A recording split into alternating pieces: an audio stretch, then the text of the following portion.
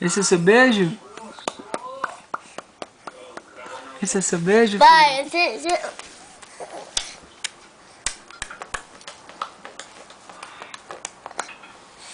Mas é melhor chamar um médico, Wanda.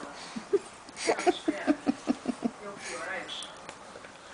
De repente pode precisar botar um colar.